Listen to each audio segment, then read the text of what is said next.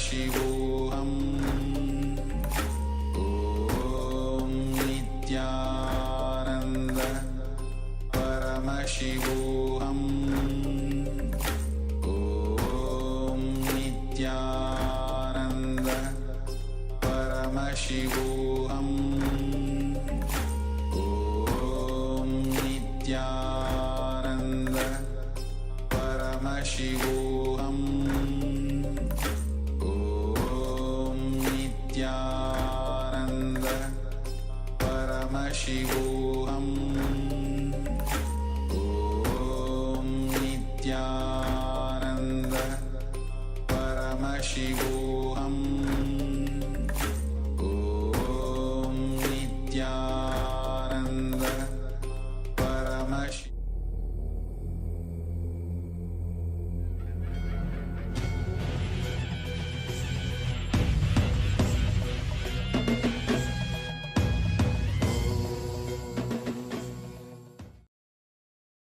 Welcome to the Pratama Vinyasa Krama 108 asana sequence of Nityananda Yoga. Before we start the yoga session, we request all the male bodies to please remove your upper cloth, for yoga is a ritual, and male bodies remove the upper cloth for any Hindu ritual. All the female bodies, please tie up your hair, and we request all the participants to please wear a black dress, apply vibhuti on your forehead. If you are a male body, apply it on the 16 places over your body. Apply kumkum and any aushadha from the Supreme Pontiff of Hinduism you have available. Wear your Rudraksha mala, the Abharanam, to intensify the energy which you can hold throughout the yoga practice. Also, make sure to keep a Shri Yantra, which is a sacred mandala, in your room where you practice the yoga.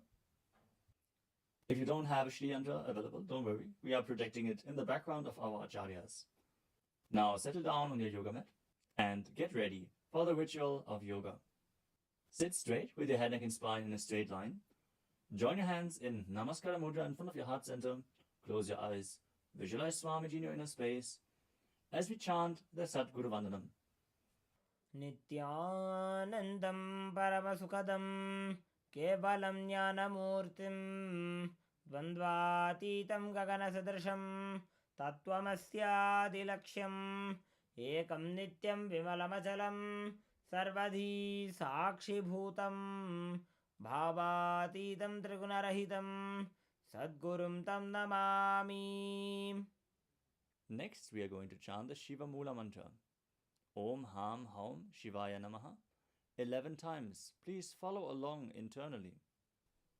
Om Ham Hum Shivaya Namaha. Om Ham Hum Shivaya Namaha. Om Ham Hum Shivaya Namaha. Om Ham Hum Shivaya Namaha. Om Ham Hum Shivaya Namaha. Om Ham Hum Shivaya Namaha. Om Ham Hum Shivaya Namaha. Om Ham Hum Shivaya Namaha. Om Ham Hum Shivaya Namaha. Om Ham Hum Shivaya Namaha. Om Ham Hum Shivaya Namaha. We will be performing the Tadvachamanam, the ritualistic cleansing. Now keep your hand, the right hand, in the shape of a cow's ear in the Gokarana Mudra, as our acharyas are demonstrating. Then take an udani of water, pour it into your right palm. We're going to chant a mantra thrice. Each time, sip the water from the bottom of your palm whenever the word Swadha is chanted. Om Atmatattvam Shodhayami Swadham. Take another udani of water.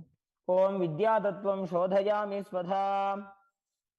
Pour another udani of water into your palm. Om Shivadattvam Shodhayami Swadham. Now wash your right hand with the water from the Panchapacham and wipe your lips twice with the bottom of your thumb as we chant. Om Ham Hridayaya Namaha. Now wash your hand again. With the index, middle and ring fingers joined together, touch above the upper lip and below the lower lip. Wash your hand again. With the index fingers and thumbs joined together, touch the right nostril, the left nostril, and with the ring finger and thumb joined together, touch the right eye, left eye, and the right ear and the left ear. Wash your hand again. With the little finger and thumb joined together, touch the navel, the right chest and the left chest. And with all fingertips joined together, touch on top of the head, the right shoulder, left shoulder, and your heart center. Now wash your hand again. As you clasp the right hand over top of the left, place both hands on the right thigh. Set the sankalpa, the conscious resolution, what it is that you want to manifest today in today's Nityananda Yoga session as we chant the Sankalpa mantra. ॐ ममोपात्त समस्त दुरितक्षयद्वारा भगवच्छ्री नित्यानंद परमशिव प्रीत्यर्थम श्री नित्यानंदेश्वरी परमशिव शक्ति समेत श्री नित्यानंदेश्वर परमशिव प्रीत्यर्थम च अद्य पूर्वोक्त एवं गुण विशेषेण विशिष्टायाम् अस्यां शुभदितौ पूर्ण आरोग्ययुक्त दृढ़गात्र यौगिक शरीर सिद्ध्यर्थम परमशिव शक्ति आविष्करणार्थम नित्यानंद योगाभ्यासं करिष्ये. Now wash your hand once more as we chant. Om अपौपस्पृश्य. Keep your Panchapacham and Udani out of harm's way as we are getting ready to start the yoga. Now sit in a comfortable cross-legged position with your head, neck, and spine in a straight line. Bring the index fingers and thumbs joined together on top of the knees in Bindu Mudra. Engage the three bandhas, the energy locks, which are contracting the perineal region and pulling it in and up. The Uddiyana Bandha, the stomach lock, contracting your stomach muscles and pulling your stomach in and up towards your spine. And the Jalandhara Bandha, the throat lock, tucking your chin to the chest and internally contracting your throat muscles. Together they form Mahamudra Bandha, which is a great secret of the yogic practice and will enhance your yoga practice manifold. Next up is the visualization. Hold the visualization for the right context of each of the asanas. The first visualization is Lord Shiva. You will always be able to see the visualization in the top right corner of the screen. So whenever you don't know how the visualization looks, you can just check the screen. Next up is Samana Kumbhaka. Now fill your stomach with prana as you meditate on a flame in your stomach, kindling the prana and raising up your spine. Chant the japa soham and visualize it rotating around your throat until the nectar oozes out into your body. Let us now perform the first asana, which is Sukhasana. तत्सुखासनमित्युक्तम् अशक्तस्तत्समाचरेत् आसनं विजितं येन जितं तेन जगत्त्रयम्. The next asana is Parvatasana. Now bring your legs into Padmasana with the feet on top of the opposite thighs. Then bring your palms together in Anjali Mudra and raise them up above your head, keeping your elbows straight. Engage all three bandhas, Mahamudra Bandha, as you visualize yourself as Mount Kailash. अथ वक्षे Mahadev पर्वतासनमङ्गलम्. The next asana is Halipavasana. Now bring the soles of your feet together in front of your body and hold the left hand by the right behind your back. As you lean forward and place your forehead on the ground behind your heels. Engage all three bandhas as you gaze to the nose and visualize Swamiji in your inner space. पूर्वविधियाहु मे जानो उभय पकतली संपुटठानो.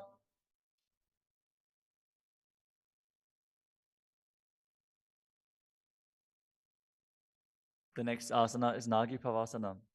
Now keep the soles of your feet together and stretch your hands out in front of the feet, cupping your palms, placing them down on the ground as you place your forehead on the ground behind your heels. Engage all three bandhas and gaze to the tip of your nose, visualizing yourself as a snake. पूर्वविधि पर्यागाने नीचौ वेकहुनि फनास्यो लगाई.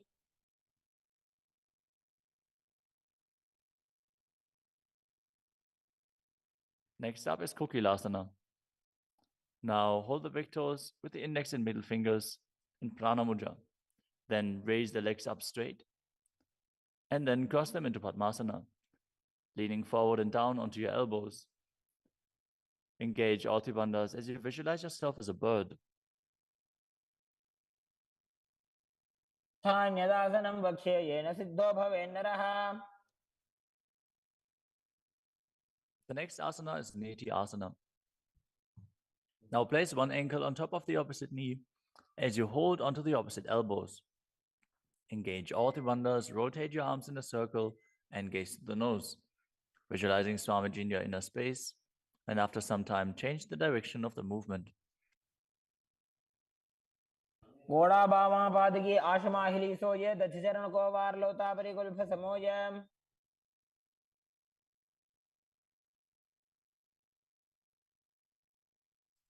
The next asana is Gajasana. Now press your hands onto the ground, lifting your hips up high. Lower your head, then your chest, scooping the body forward and down again and again as you visualize yourself as an elephant. And perform Uddiyana Bandha, the stomach lock, and Mula Bandha, the root lock, as you do so. निब्जं पादाग्रे भूमौ कृत्वा लम्बी भूया मस्तकाग्रे निधाय.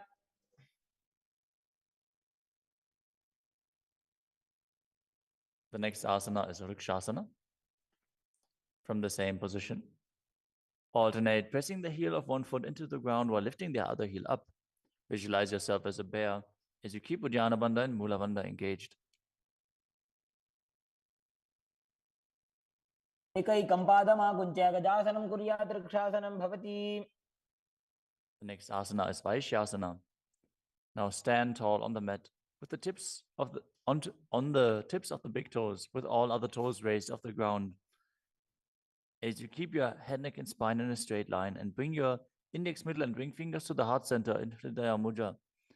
Visualize Swamiji in your inner space and perform Uddiyana Bandha and Mula Bandha. केशेन पादयुगलं बद्ध्वा तिष्ठेत दोमुखः.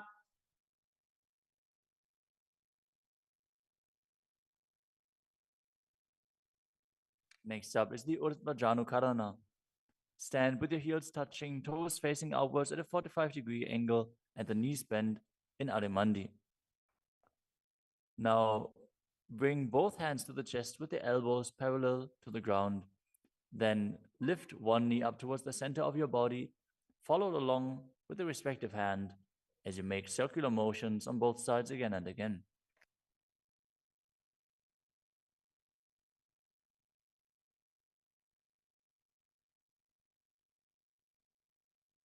The next asana is Balalingasana.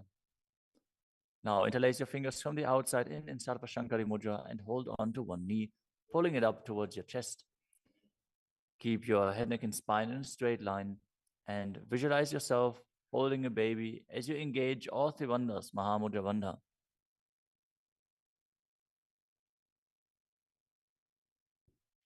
एकं जानूरधियालिङ्ग्य स्थातव्यं बाललिङ्गनं भवति. You move on to Padapidanasana. Now take the foot and pull it behind towards your buttocks. Hold it with both hands. Be straight. Engage all three bandhas as you visualize Swamiji in your inner space. त्वैकस्मिन् पादतले कराभ्यां वेष्टयेत्तनुम्. The next asana is Natarajasana. Standing on one leg, hold on to one foot and extend it backwards as you lean forward and stretch your arm out in front in Bindu Mudra with the index finger and thumb touching as you visualize yourself dancing as Lord Nataraja and perform the Mula Bandha. उत्तानपादं क्रौञ्चं च मरीचिं वीरभद्रकम्. Now stand on the other leg and repeat Balalingasana on the other side, pulling the knee up towards your chest and visualize yourself caressing a baby. एकं जानूरधियालिङ्ग्य स्थातव्यं बाललिङ्गनं भवति. Now repeat Padapidanasana on the other side. Pull the other foot towards your buttocks and visualize Swamiji in your inner space, engaging all three bandhas.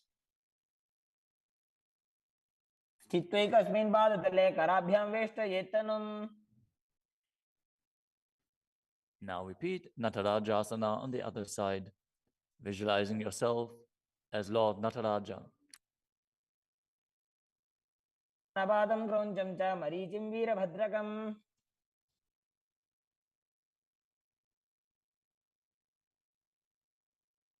Next up is the Artarechita Karana.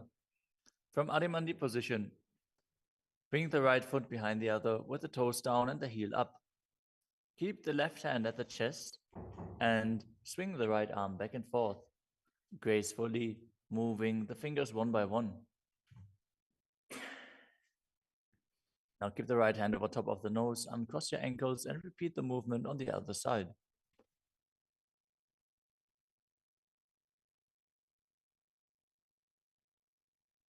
Next up is the skeleton dance.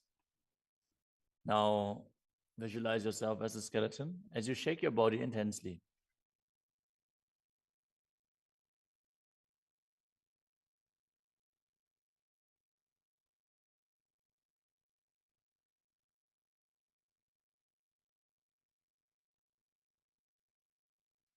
We move on to Katichina Karana. From Adimandi, with the heels together, toes pointing outwards and the knees bent, bring your hands above your head with the arms crossed, palms facing backwards. Now open your hips to one side and open the arms along above your head. Return to the center and repeat the movement on both sides again and again.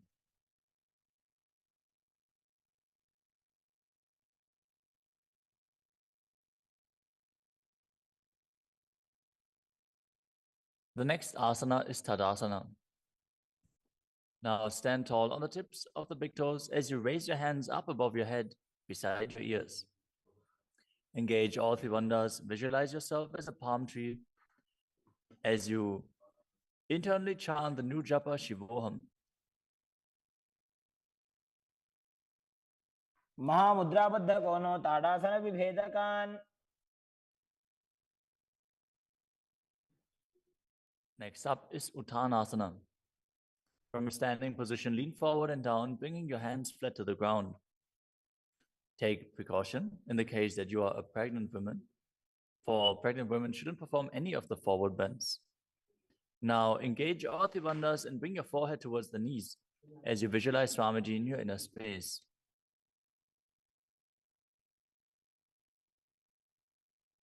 महामुद्राबद्ध कोनो ताड़ासन विभेदकान् The next asana is Tadakshvasana, the plank position.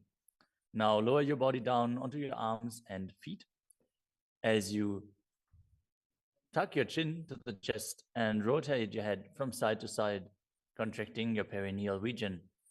Visualize Swamiji in your inner space. Keep breathing in the Samana Kumbhaka, filling your stomach with prana and visualizing a flame rising up your spine. गजासनवस्थित्वा मस्तकं वारं वारं दक्षिणकुक्षिं सव्यकुक्षिं नजेत् The next asana is Bhujangasana. Now lower your entire body down onto your stomach as you keep the toes pointing backwards and your hands next to the chest. Now raise your head up using the strength of your lower back. Don't lift your body any higher than your belly button up. And open your mouth wide as you inhale through the hollow of your throat in Bhujangani Mudra. Visualize yourself as a cobra as you perform the Mula Bandha. अङ्गुष्ठनाभिपर्यन्तम् अधो भूमो विनिन्यसेत् The next asana is Shashasana.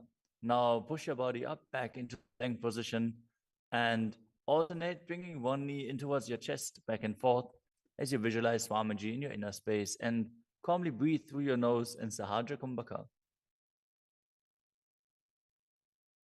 जासनसंस्थितो जानुद्वयमाकुञ्च्य वारं वारं कर्तव्यं शशासनं भवति The next asana is Rathasana. From a tall plank position, place one foot in between the two hands as you simultaneously jump one foot back and bring the other one in between the hands. Alternate again and again as you visualize yourself as a chariot. गजासनसंस्थितो एकैकं पादं पुरोमार्गेण भ्रामयित्वा कर्तव्यं रथासनं भवति The next asana is Viravatrasana. Now keep one foot flat on the ground with the toes pointing forwards and the knee bent at a 90-degree angle. Now extend the other leg back, keep the knee straight and the toes pointed outwards. Raise your arms up parallel, pull the stomach in and up and gaze to your third eye, visualizing yourself as Lord Virabhadra as you perform Ujjana Vanda and Mula Vanda. आधिष्ठमतकौण्डिन्यमूर्धकुक्कुटमेव च Now exchange the position of your feet and repeat Viravatasana on the other side. समतकौण्डिन्यमूर्धकुक्कुटमेव च The next asana is Vrikshasana, the tree posture. Now stand and bring one foot to the inner thigh as you bring your palms together in Anjali Mudra and raise them up above your head. Keep your elbows straight as you gaze forward and visualize yourself as a tree. अमोरुमूलदेशे च जाम्यं पादं निधायतु The next asana is Garudasana. Now bring the raised leg to the opposite hip. Join your hands in Namaskara Mudra in front of your heart center as you visualize yourself as Lord Garuda and engage the Mula Bandha. गरुडासनमावक्षे येन ध्यानं स्थिरं भवेत् Now stand on your other leg and repeat Vrikshasana on the other side. वामोरुमूलदेशे च जाम्यं पादं निधायतु Now repeat Garudasana on the other side, keeping the standing leg as straight as a rod and visualizing yourself as Lord Garuda. गरुडासनमावक्षे येन ध्यानं स्थिरं भवेत् The next asana is Trikonasana. Now stand and step one leg forward and the other one far back, keeping the front toes pointing forwards and the back toes facing sideways. Now bring your hands parallel to the ground and lean forward and down as you keep one hand down and the other one raised up. Gaze upwards, visualizing yourself as a triangle as you perform the Mula Bandha. उत्तानपादं क्रौञ्चं च मरीचिं वीरभद्रकम् Exchange the position of your feet. Step the other leg forward as you repeat Trikonasana on the other side. उत्तानपादं क्रौञ्चं च मरीचिं वीरभद्रकम् Next up is the Nikutaka Karana. From Adimandi position, heels touching, toes pointing outwards and the knees bent, raise one heel off the ground and bring your hands in front of the heart center with the palms facing each other. Now stump the raised heel to the ground, raise the other heel up and exchange the position of your hands again and again.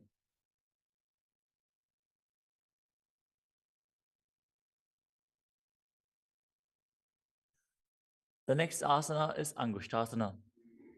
Now lower your body down onto the tips of your toes, placing the perineum on the back of your heels. Raise your knees off the ground and keep them together as you join your palms in front of your heart center in Namaskara Mudra. Visualize Swamiji in your inner space as you breathe in Brahmari Kumbhaka, buzzing like a bee on the inhalation and exhalation as you perform the Mula Bandha and internally chant the new japa Sadashivoham. प्रबन्धासनमित्याहुः गोरक्षासनमेव च The next asana is Saurasana. From the tips of the toes, extend one leg straight out with the heel down and the toes up. Keep your fingers down on the ground by the sides with the palms facing forward in Vara Mudra. Visualize Swamiji in your inner space as you perform the Mula Bandha. प्रसार्य एकं पादतलं संस्थाप्य त्वेकपादकम् The next asana is Vidunanasana. Now, from Saurasana, lean forward and hold on to the big toe in Prana Mudra. As you hold the back heel with the other hand, balance. Visualize Swamiji in your inner space and perform the Mula Bandha. गुल्फस्थितो पादमेकं प्रसार्य तत्पादाग्रं संस्पृश्य तत्करेण Now exchange the position of your feet. Stretch the other leg forward as you repeat Saurasana on the other side. प्रसार्य एकं पादतलं संस्थाप्य त्वेकपादकम् Now again, lean forward and down, holding on to the front foot and the back heel.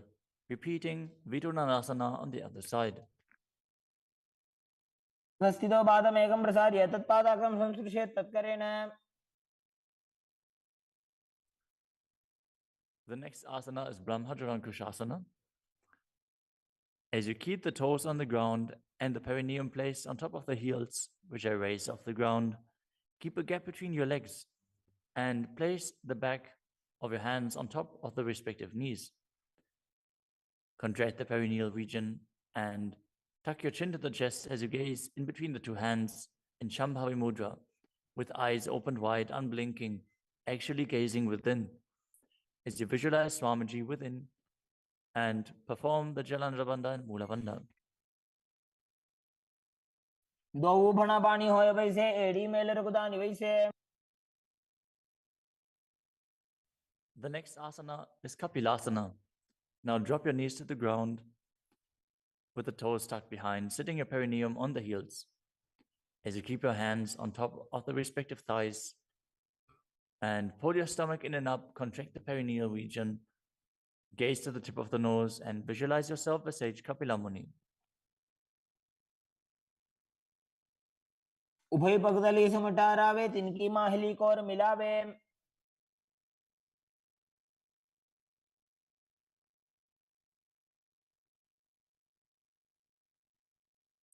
The next asana is Bhadragodakasana.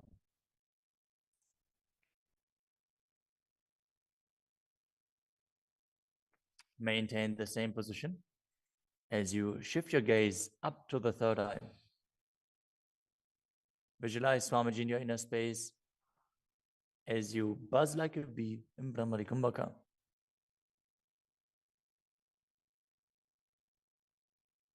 दो भूपगदली संपुट करे कोरवारली भूपरि धरे.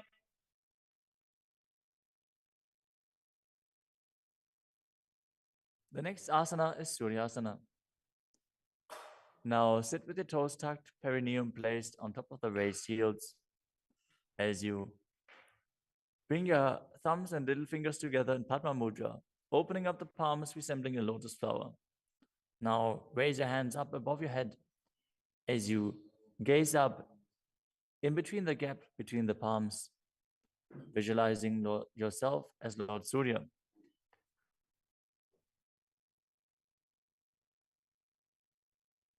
एड़ी दो गुदातरी आने फना पानी बैठक अब निठाने. The next asana is Mandukasana. Now sit with the toes flat, perineum on the heels. As you keep your hands on top of the knees, lift the tongue up against the roof of your mouth.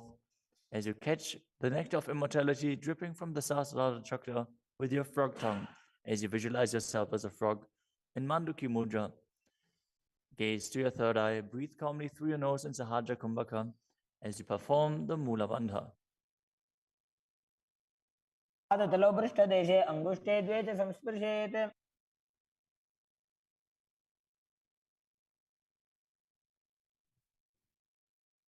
The next asana is Uttana Mandukasana. Maintain the same sitting posture, but bring your hands behind your back, holding onto the opposite shoulders. Gaze to your third eye, visualize yourself as a frog as you keep your tongue pressed against the palate of your mouth in Manduki Mudra. Perform Uddiyana Bandha and Mula Bandha as you do so.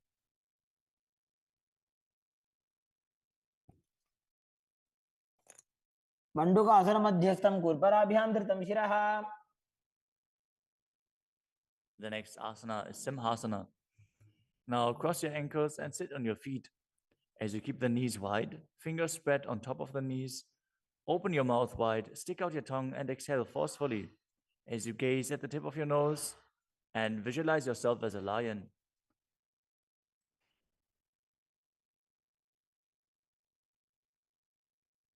दक्षिणं सव्यगुल्फेन दक्षिणेन ततेतरम्. The next asana is Bhadrasana. Now sit with your heels under the perineum, the knees open wide, then cross your hands behind your back and hold onto the big toes in Prana Mudra. As you gaze at the tip of your nose, visualize Swamiji in your inner space and return to buzzing like a bee in Brahmari Kumbhaka. गुल्फौ च वृषणस्याधो व्युत्क्रमेण समाहितः. The next asana is Kakapusandi Asana. Now squat and keep the feet flat on the ground as you keep your knees open wide and bring your arms in and around the raised knees. Interlace your fingers behind your back if you can. As you visualize yourself as a crow and gaze to the tip of your nose as you engage the Mula Bandha.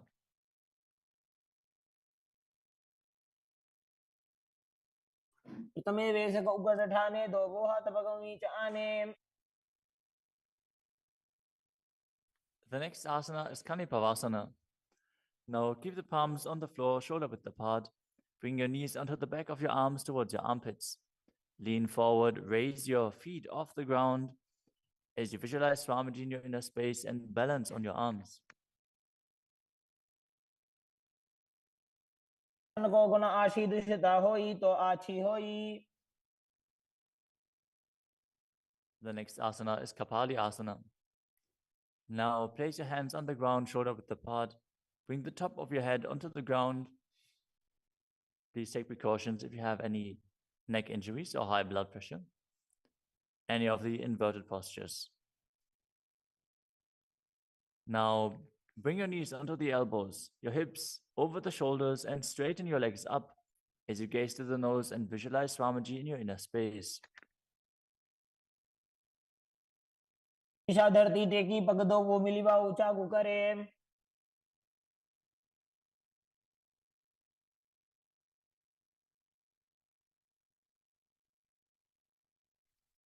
The next asana is Parshvamayurasana. Now squat on the toes with the legs together, twist your body and place both hands to the side as you align your elbows with the knee and hip and lean onto your arms, balance, extending your legs to the side. Gaze to your third eye as you visualize yourself as a peacock and exhale fully in Rechaka Kumbhaka as you hold your breath in the exhaled state. Perform the Mula Bandha as you do so. मयूरम दंडवत कुर्यान मायूरम दंड नामकम. Now, twist your body in the other direction and repeat Parshvamayurasana on the other side. मयूर दंडवत कुर्यान मायूरम दंड नामकम. The next asana is Bhairaganathasana. Now place both hands on the ground, shoulder width apart. Stretch your legs back straight into Tadakshvasana, the plank position. As you step one foot outside the respective shoulder and bring it in between the two hands. Gaze to your third eye. Visualize yourself as Lord Kala Vaidava. As you breathe in your Rechaka Kumbhaka and perform the Mula Bandha. आसन की गुण पीती जागी. Now step the front foot back and step the other foot outside the shoulder in between the hands. Gaze to your third eye in Shambhavi Mudra with the eyes open wide, unblinking, as you visualize yourself as Lord Kala Bhairava.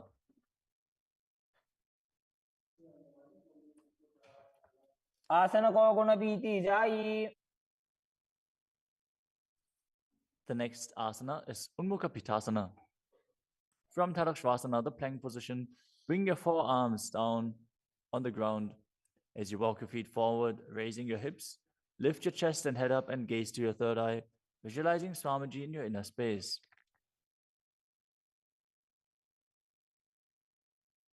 भून्यस्थो जानुनी हस्तो चतुष्पदम वाङ्मुखम.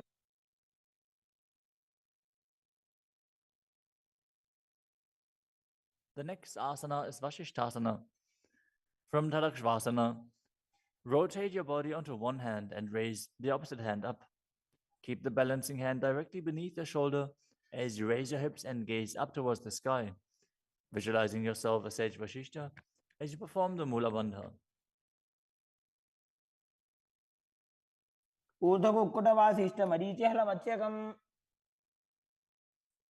Now twist your body in the other direction. Balance on the other hand as you repeat Vashishthasana.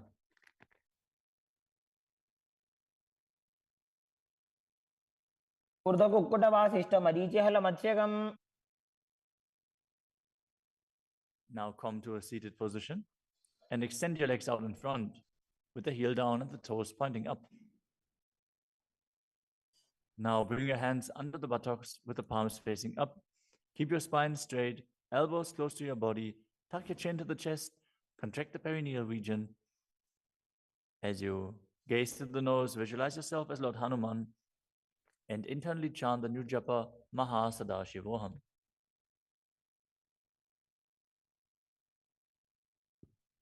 दोबू करके उभय हस्तेली कोरवारली मैले भेली.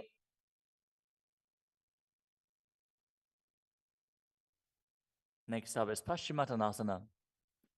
Now visualize Swamiji in your inner space as you lean forward and down, holding onto the big toes in Prana Mudra.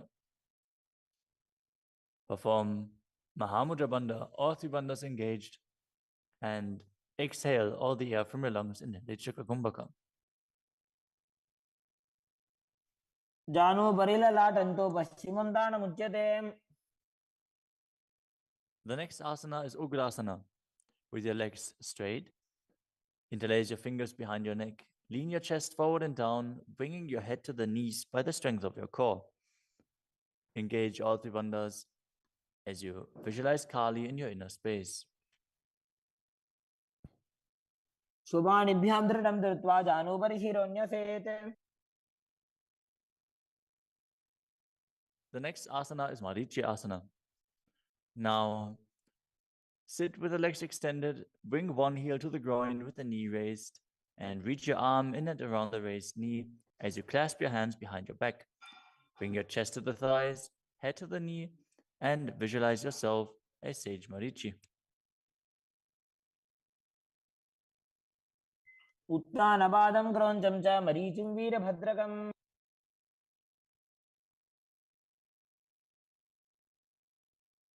Now drop the knee down to the ground and lean forward, holding onto the front foot with both hands. As you exhale all the air from your lungs, gaze to the nose, visualize Swamiji, and perform Mahamudra Bandha in Mahamudrasana. मुद्रां प्रवक्ष्यामि तन्त्रेऽस्मिन् मम वल्लभे. Now extend the other leg out. Bring the other heel towards the perineum with the knee raised. As you lean forward and interlace your fingers behind your back, in Marichi Asana on the other side. उत्तानपादं क्रौञ्चं च मरीचिं वीरभद्रकम्. Now drop the knee down, lean forward, hold onto the foot, engage all three bandhas, repeating Mahamudrasana on the other side. महामुद्रां प्रवक्ष्यामि तन्त्रेऽस्मिन् मम वल्लभे. The next asana is Bhadrasana 2. As you sit and bring the soles of the feet together with your heels close to the perineum, keep your knees wide, hold your feet firmly with both hands, and maintain a straight spine as you gaze to the nose and visualize Swamiji in your inner space. उल्भौ तु वृषणस्यादः सीवन्त्याः पार्श्वयोः क्षिपेत्.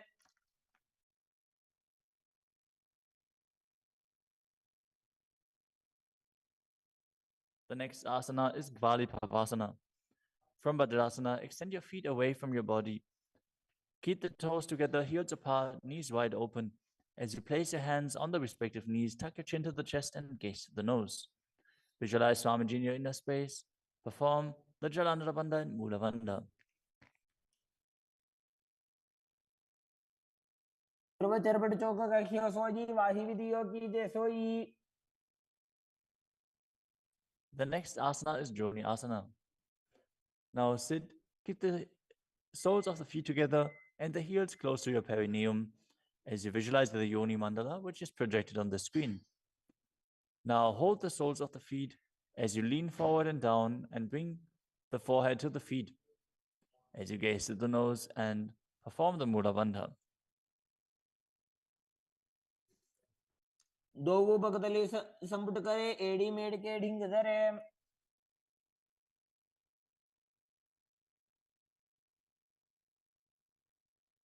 The next asana is Midaki Pavasana. As you sit and keep the heels together, toes apart and the knees wide, lean forward and down and extend your hands out to the side.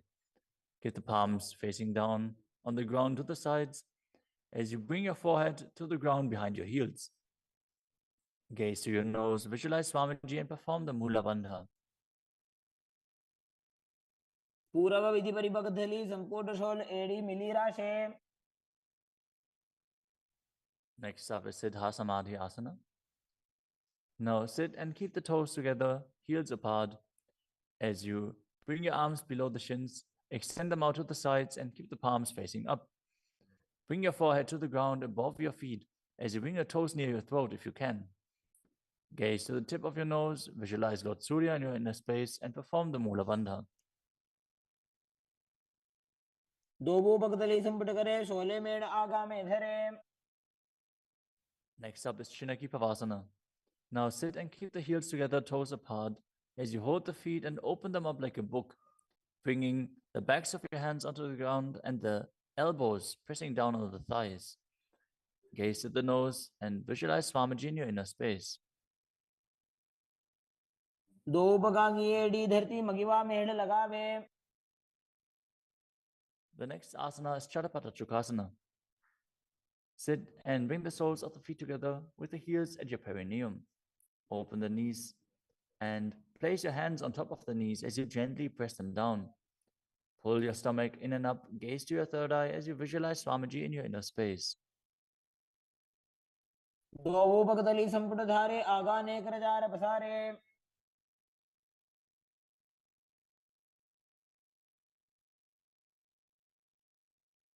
The next asana is Bhairavasana. Now sit and bring the soles of the feet together with your knees open wide. Lift the heels up and bring the toes down onto the ground. As you keep your knees on the ground, pull your stomach in and up and place your hands on the knees in Bindu Mudra. Gaze to your third eye as you visualize yourself as Lord Kala Bhairava. उल्भव संपेड्य जान्योन्यम विक्रमेणोत्थितं शनैः.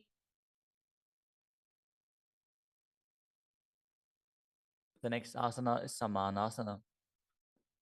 Now sit with one heel at the perineum. Lift and hold the other foot, pulling the sole of the foot to your chest.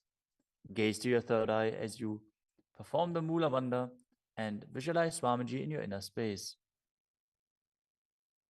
समान आसनमावक्षे सिद्धमन्त्रादि साधनात्.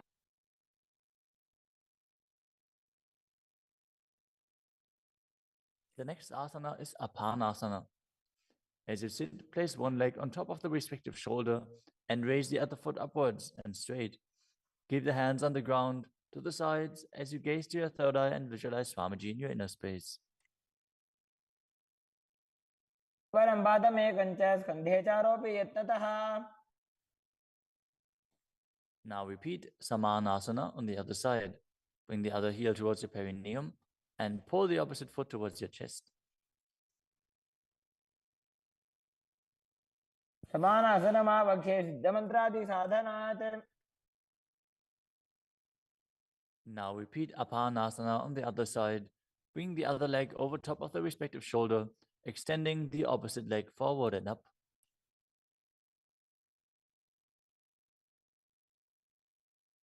परं पादमेकञ्च स्कन्धे चारोऽपि यत्नतः.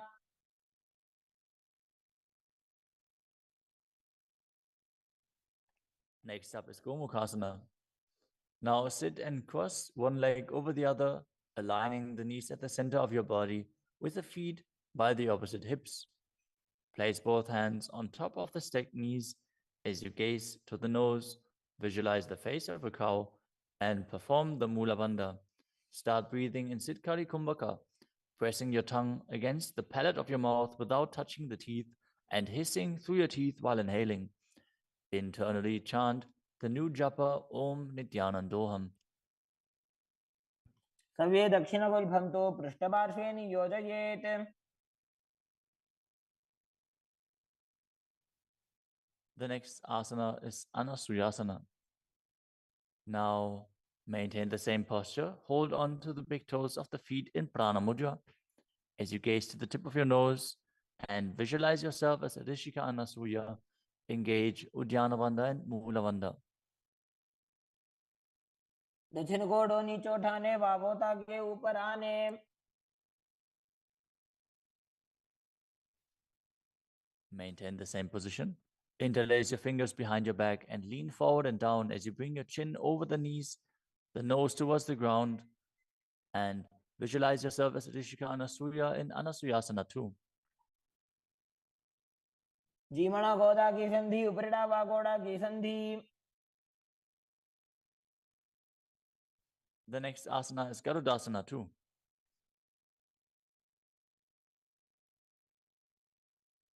Now sit on the ground with one heel pressed against the perineum. As you keep the opposite foot flat on the ground with the knee raised to your chest. Keep the hands on the respective knee. As you visualize yourself as Lord Garuda, gaze to the nose and perform the Mula Bandha. दावो बगमोडी एडी माहिलो गुल्फ मूलद्वारणी चैदे.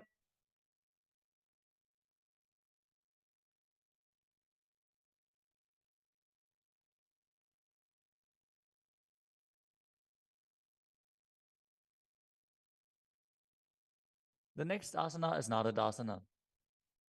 Now sit and place your perineum on top of one heel as you interlace your fingers behind your neck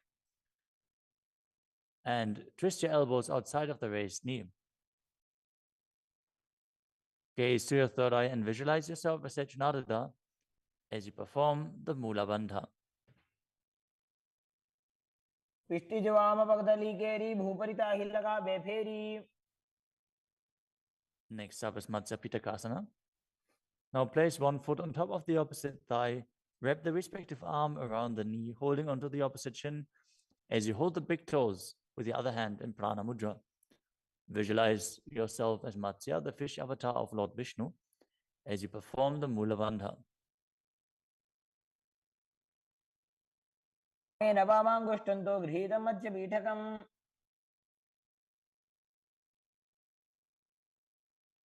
Now slide your knees over top with the other knee on top, repeating the Gomukhasana position on the other side. Gaze to the nose and visualize the face of a cow as you keep hissing through your teeth without the tongue touching your teeth. In Siddhkari Kumbhaka.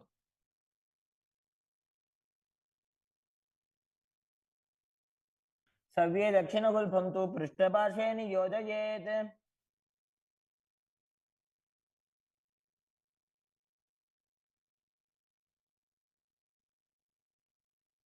Next up is Anasuyasana on the other side. Hold onto the big toes as you visualize yourself as Rishika Anasuya.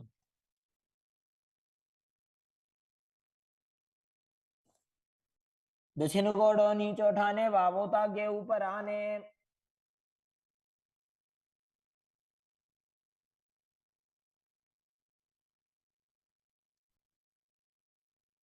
Now, from the same position, interlace your fingers behind your back and lean forward and down, chin over the knees, nose towards the ground in Anasuyasana too.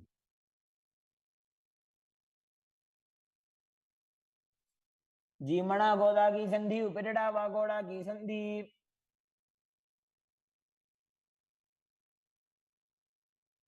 Now repeat Garudasana 2 on the other side, bringing the other heel towards the perineum, knee raised, hands on the knees, as you visualize yourself as Lord Garuda.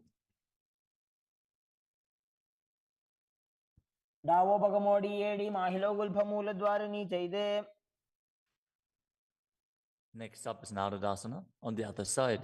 Raise the perineum onto the heel, interlace your fingers behind your neck, and twist your elbows outside of the raised knee, visualizing yourself as Sage Narada. पिष्टि जवाम पगदली केरी भूपरिता हिलगा बेफेरी.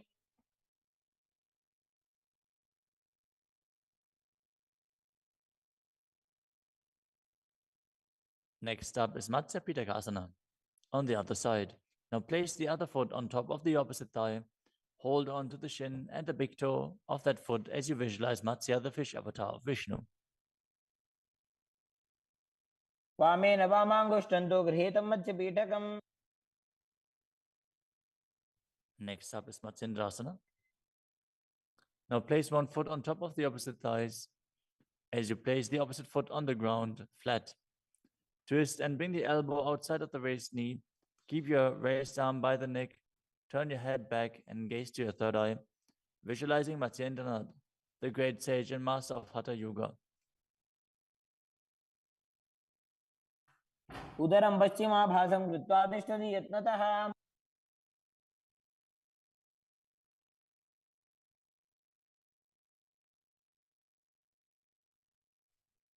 The next asana is Kubhasana. From Matsyendrasana, twist and bring your elbow outside of the raised knee as you extend your hand down to the foot, keeping the opposite hand at the respective ear. Twist your body back. Gaze back and up towards your third eye, visualizing yourself as a camel. आसन को गुण झोल हो जाए. Next up is Matsyendrasana 2. Keeping the hand extended down towards the foot, place your hand behind your body onto the ground as you gaze up to your third eye and visualize Matsyendranath. मत्स्येन्द्रपीठं जठर प्रदीप्तिं Prachanda रुक्मण्डलखण्डनास्त्रम्. Now repeat Matsyendrasana on the other side. Extend the other leg out. Bring the opposite foot onto the thigh as you twist your elbow outside of the raised knee and gaze back.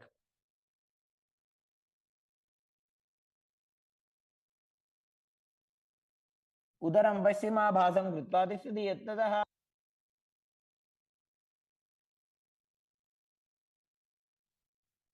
The next asana is Kubhasana on the other side.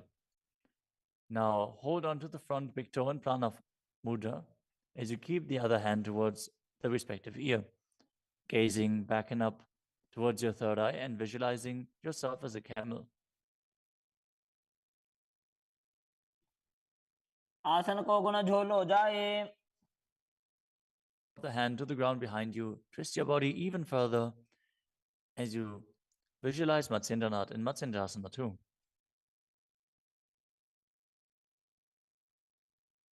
मत्स्येन्द्रपीठं जठर प्रदीप्तिं Prachanda रुक्मण्डलखण्डनास्त्रम्. The next asana is Padmasana. Now place your feet on top of the opposite thighs as you keep your palms flat on the respective knees. Engage all three bandhas, Mahamudra Bandha, as you gaze at the tip of your nose. Visualize yourself as Lord Shiva. Breathe in Sitali Kumbhaka, now pressing your tongue against the back of the teeth, hissing while inhaling as you internally chant the new japa Om Nityananda Mahasadaशिवोहम. आसनं द्विविधं प्रोक्तं पद्मं वज्रासनं तथा. The next asana is Padmasana 2. As you sit in Padmasana, cross your hands in front of your body and hold onto the big toes in Prana Mudra. Gaze to the nose, visualize yourself as Goddess Parvati, the consort of Shiva, as you perform the Mula Bandha. अनुचरणं कृत्वा ऊरु संस्थो प्रयत्नतः. The next asana is Kukutasana. Now sitting in Padmasana, place your hands on the ground between the two thighs as you lift your body up off the ground. Visualize yourself as a rooster as you breathe calmly in Sahajra Kumbhaka and perform the Mula Bandha. पद्मासनं सुसंस्थाप्य नान्बोरोरन्तरे करो.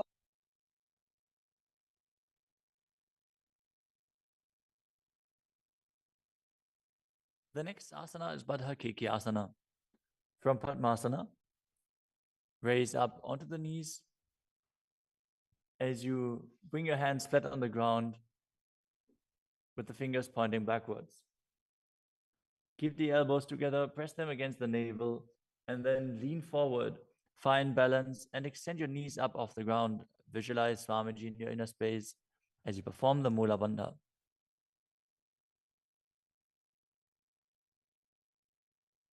धरामवष्टभ्यकरद्वयेन तत्पूर्वपरि स्थापिता नाभिपार्श्वः.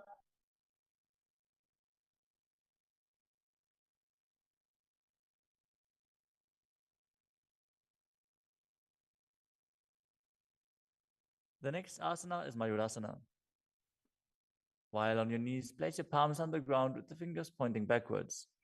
Keep your elbows at the navel Lean back, lean forward, find balance, and extend your legs up off the ground, visualizing yourself as a peacock as you perform the Sahaja Kumbhaka and engage the Mula Bandha.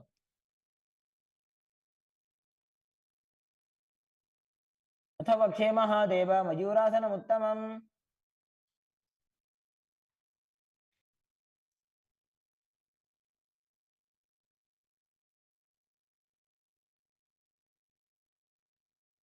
Next up is Makarasana. Lay down on your stomach with the feet pointing outwards and the forehead on the mat. Interlace your fingers behind your neck as you visualize yourself as a crocodile and perform the Mula Bandha. अध्यासशेते हृदयं निधाय भूमौ च पादौ च प्रसाद्यमानौ. As you lay on your stomach, place your hands on the ground beside your chest. Raise your legs up, bring the thighs off the ground, visualizing yourself as a locust. In Shalabhasana. अध्यासशेते करयुग्मवक्षो भूमिमवष्टभ्य करयोस्तलाभ्याम्. The next asana is Ushtrasana. As you lay on your stomach, bring your hands to the feet. Pull the feet down towards the ground outside of your hips. As you visualize yourself as a camel and perform the Mula Bandha. अध्यासशेते पदयुग्मव्यस्तं पृष्ठे निधायापि धृतं कराभ्याम्.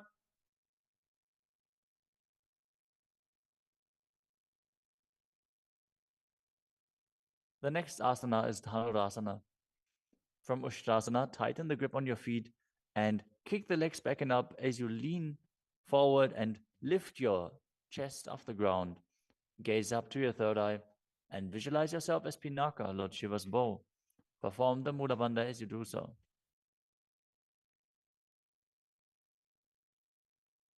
त्रिसार्यपादौ भुविदण्डरूपौ करौ च पृष्ठे धृतपादयुग्मम्. The next asana is Bhagasana. Now come to a kneeling position with your feet flat on the ground, sitting in between the two heels. Place your hands on top of the knees. Visualize Swamiji in your inner space. Breathe calmly through your nose in Sahaja Kumbhaka. As you gaze to your third eye, contract the perineal region in Mula Bandha and internally chant Om Nityananda Paramashivoham. उल्टा मोड़ी पाओ तो वैसे बहुरो जगते करे कैसे. The next asana is Gohi Asana. From the kneeling position, place your elbows on the ground, shoulder width apart. As you interlace your fingers, bring your head towards the ground and hold it with your hands. Now raise your hips up. Walk your feet forward until your hips align with your shoulders. And then raise your legs up off the ground and pull the knees close to your chest. Try to touch your chin with the knees as you roll your body up in the inverted posture. Gaze to the nose and visualize Swamiji in your inner space. दो हाथ की कहुनी जोई पुनिह कलाजी जाने दोई. Now, from Gohi Asana, extend your legs up straight into Shirshasana.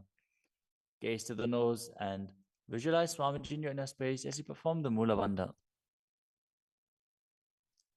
विपरीतं मण्डलं च द्विधैव विदितं हिनः. Gently lower your body down and come to a seated posture. Now sit with your hands behind your calves and stretch your legs up. Bring your forehead to the knees as you come to a vertical position with your legs. Visualize Swamiji in your inner space and perform the Bhastika Kumbhaka, rapidly exhaling from your diaphragm, pushing the air out without inhaling, like the bellows of a blacksmith. We're going to perform Bhastika Kumbhaka for the next few asanas, so keep your core engaged and rapidly breathe through your nose. दो हाथ पग बाहर आने घोड़ा तरे काकसी ठाने. The next asana is Parighasana. Now sit and extend your legs out and up at a 45-degree angle. Bring your hands behind. Hold the opposite shoulders as you keep the chest upright, legs straight, toes pointed. Gaze to your third eye as you visualize yourself as a mace.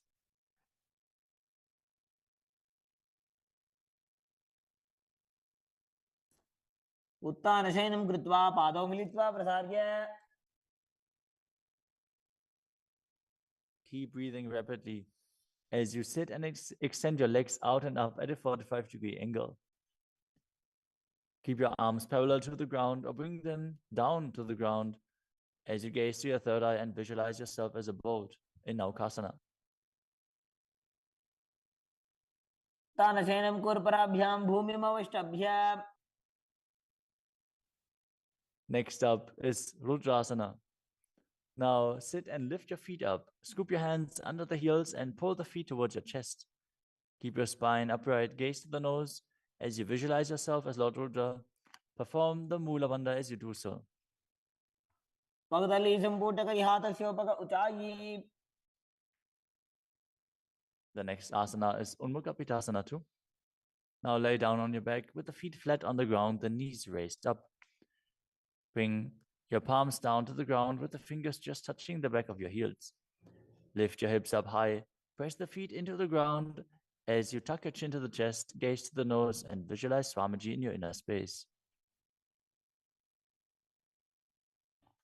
ऊर्ध्वे च जानुनी कृत्वा शवित्वोर्ध्वमुखं तथा उत्थाप्य हस्तौ तिष्ठेत्तु पीठ उन्मुखनामके. Now lower your body down flat onto the ground. Keep the palms facing up next to your hips. As you contract the perineal region and forcefully pull the Kundalini Shakti up along your spine towards your Sahasrara Chakra in Shakti Chalan Mudra. Relax. Completely unclutch from any micro movements of the body and mind. As you visualize that your body is dead and the Supreme Pontiff of Hinduism, Swamiji, is liberating you. Internally chant the Mahavakya, Om Nityananda Paramashivoham.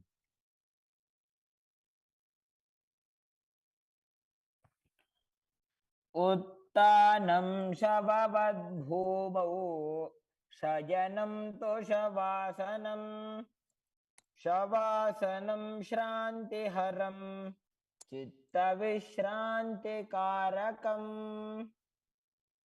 ॐ नित्यानन्द परमशिवोऽहम् ॐ नित्यानन्द परमशिवोऽहम् ॐ नित्यानन्द परमशिवोऽहम् ॐ नित्यानन्द परमशिवोऽहम् ॐ नित्यानन्द परमशिवोऽहम् ॐ नित्यानन्द परमशिवोऽहम् ॐ नित्यानन्द परमशिवोऽहम् ॐ नित्यानन्द परमशिवोऽहम् ॐ नित्यानन्द परमशिवोऽहम् ॐ नित्यानन्द परमशिवोऽहम्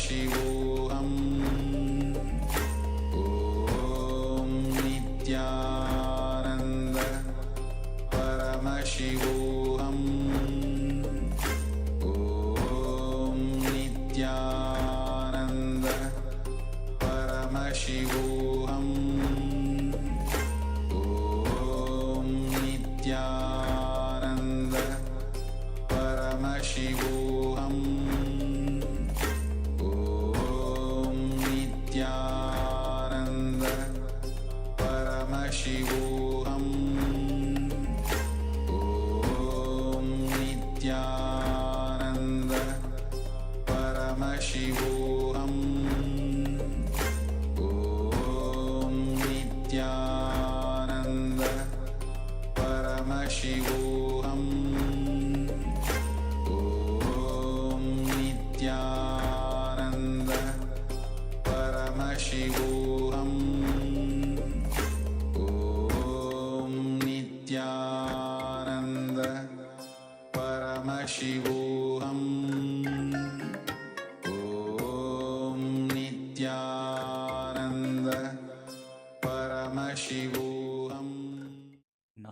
slowly return to your physical body. Start to wiggle your fingers and toes, your wrists and your ankles, your elbows and your knees. Pull your knees up towards your chest and rock your body from side to side as you return to a comfortable seated position.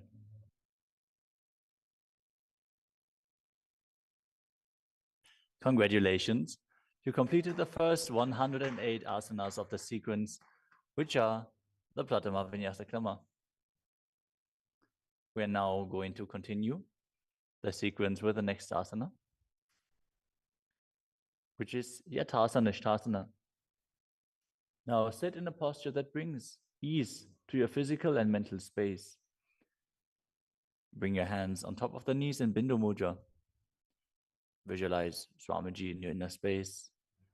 Breathe in Samana Kumbhaka, filling your stomach with prana and meditating on the flame kindling in your stomach as you perform the Mula Bandha and internally chant the Mahavakya Om Nityananda Paramashivoham.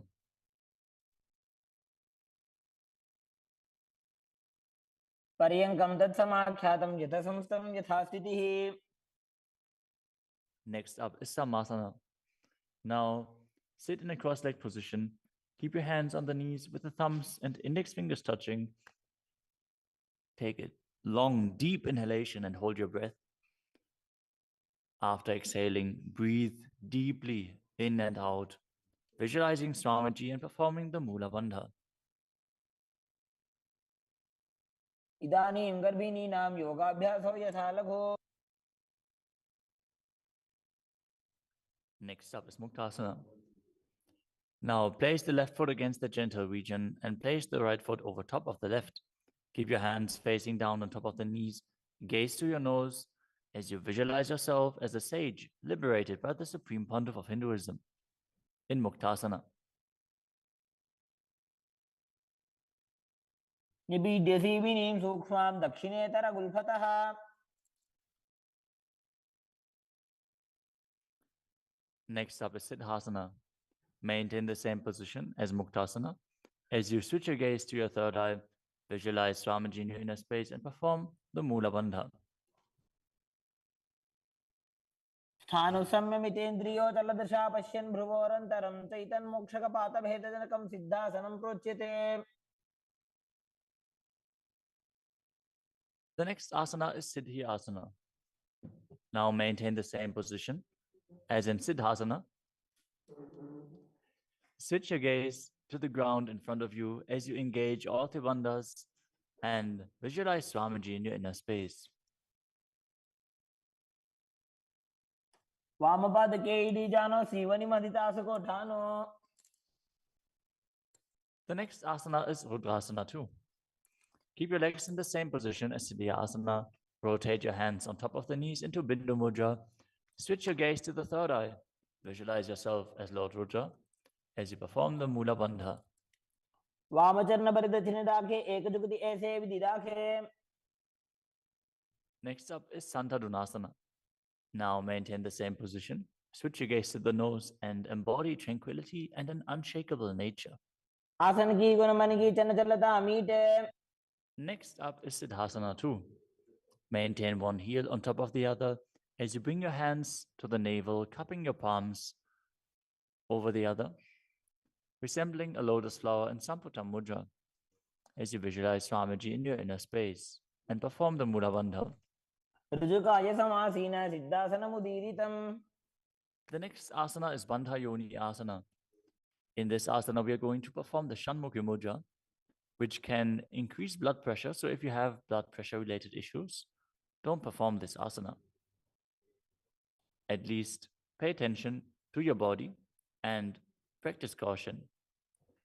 Now set your sankalpa of manifesting through the womb of creation as you maintain the same sitting posture, and then exhale fully as you bring your little fingers beneath the bottom lip, ring fingers above the upper lip, middle fingers closing the nostrils, ring fingers over the eyes, and the thumbs closing the ears. मध्ये महादेव बन्धयोन्यासने शृणु. The next asana is Virasana. Place one foot on the thigh and the other foot under the opposite thigh. Touch your thumb and index fingers together in Bindu Mudra. Place them on top of the knees as you embody the space and state of bravery. Vida. एकं पादमथैकस्मिन् विन्यस्योरुणि संस्थितः. The next asana is Valmikasana. Now keep the left heel on the right side of the regenerative organs and the toes under the thigh, with the right foot on top of the left, with the toes by the knee. Keep your hands on the knees, thumbs and index fingers touching. Gaze to your third eye and visualize sage Valmiki, the great poet, sage and author of Ramayana. डावा पग की भगदली पुनि एड़ी है Zoya. The next asana is Joni Mudrasana. Now keep your legs in the same position. Switch your gaze to the nose as you visualize the Yoni Mandala, which is representing Devi Parashakti and is a representation of the creative energy of the universe. वाम की भगदली जाहि माहिली कोरे.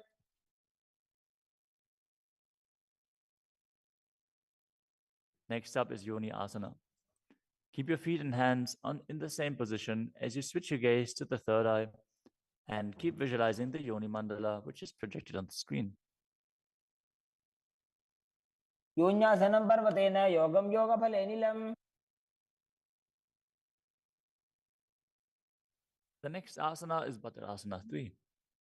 As you sit and bring the soles of the feet together, holding them with both hands, bring your knees down towards the ground, gazing to the tip of your nose, visualizing Lord Virata in your inner space as you perform Uddiyana Bandha and Mula Bandha. गुल्भौ च वृषणस्यादः सीवन्त्याः पार्श्वयोः क्षिपेत्.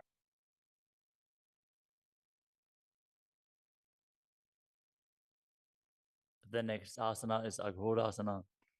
Now keep the soles of the feet together, heels at the perineum. Press your tongue up against the roof of your mouth or even higher, if you can, into the nasal tract in Kechari Mudra. Gaze to your third eye. As you cover your mouth with the right hand, close the left nostril with the index finger. Inhale through the right nostril, close both nostrils, and then hold your breath. After you exhale through the left nostril, repeat on the other side in Abhyantara Kumbhaka. As you gaze to your third eye, visualize yourself as a Naghori. पूर्वकः विश्रिकाचो.